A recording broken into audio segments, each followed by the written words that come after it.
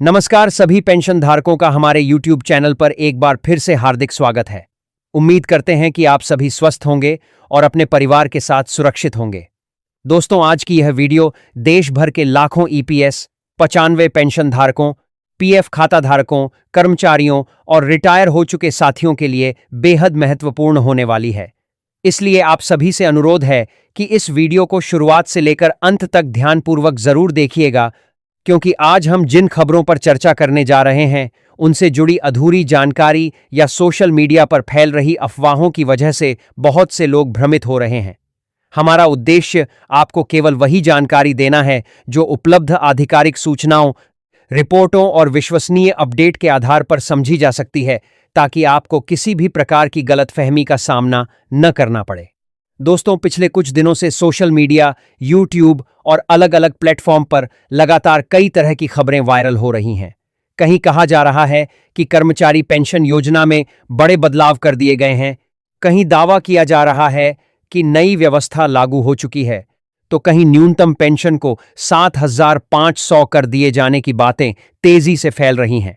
इसी के साथ यह भी कहा जा रहा है कि पेंशन क्लेम का निपटारा अब पहले से कहीं ज्यादा जल्दी होगा और यदि तय समय के भीतर भुगतान नहीं हुआ तो संबंधित लाभार्थियों को ब्याज भी मिलेगा। इन सभी दावों के बीच आम पेंशन धारक और कर्मचारी यही जानना चाहते हैं कि आखिर सच क्या है, सरकार की ओर से क्या बदलाव किए जा रहे हैं, किन बातों की आधिकारिक पुष्टि हुई है और किन बातों को अभी केवल प्रस्ताव या मांग के रूप में देखा जाना चाहिए। आज की इस वीडियो में हम इन्हीं सभी सवालों को विस्तार से समझने वाले हैं। दोस्तों, सबसे पहले बात करते हैं कर्मचारी पेंशन व्यवस्था में सामने आ रही नई चर्चाओं की। हाल के दिनों में कई रिपोर्टों में यह बात सामने आई है कि पेंशन से जुड़े प्रशासनिक सुधारों पर गंभीरता से काम किया जा रहा है, ताकि कर्मचारियों और पेंशन धारकों को अपने क्लेम के लिए महीनों तक इंतजार न करना पड़े।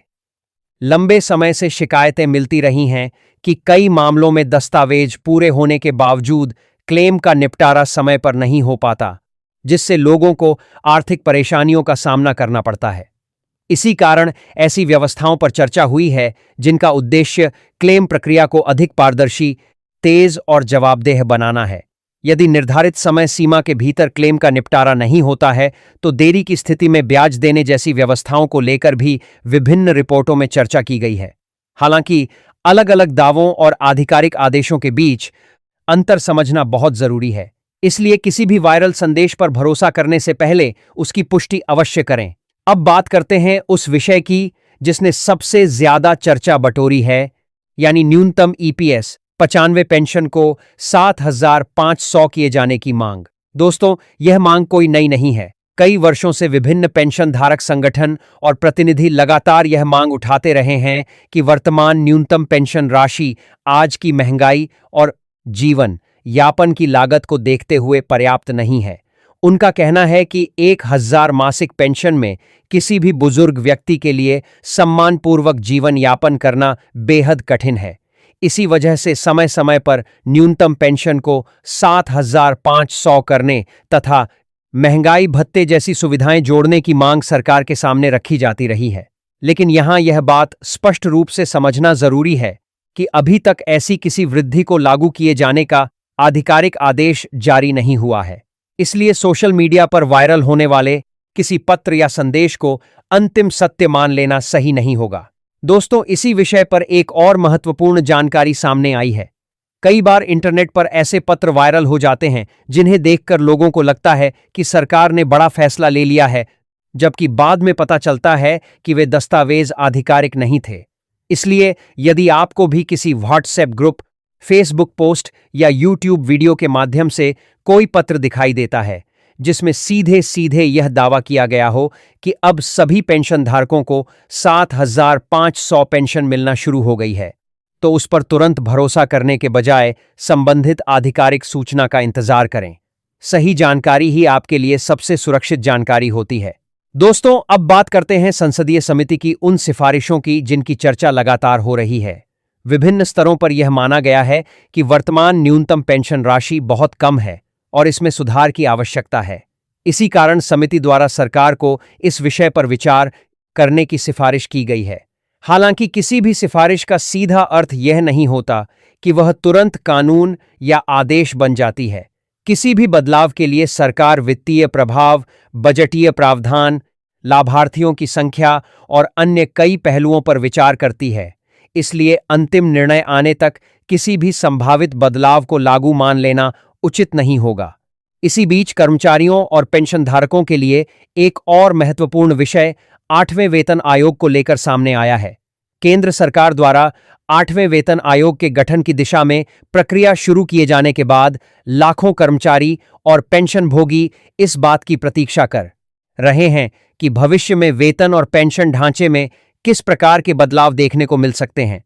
आयोग का उद्देश्य विभिन्न पहलुओं की समीक्षा करना होता है और उसके बाद अपनी सिफारिशें सरकार को सौंपना होता है। इसके बाद ही आगे की प्रक्रिया पूरी होती है।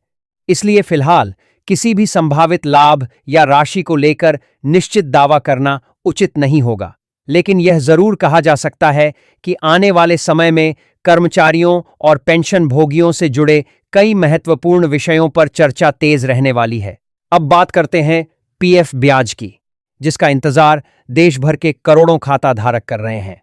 कर्मचारी भविष्य निधि संगठन द्वारा वित्तीय वर्ष 2025-26 के लिए 8.25% वार्षिक ब्याज दर को बरकरार रखने की जानकारी सामने आने के बाद से ही सभी सदस्य अपने खातों में ब्याज की राशि दिखाई देने का इंतजार कर रहे हैं।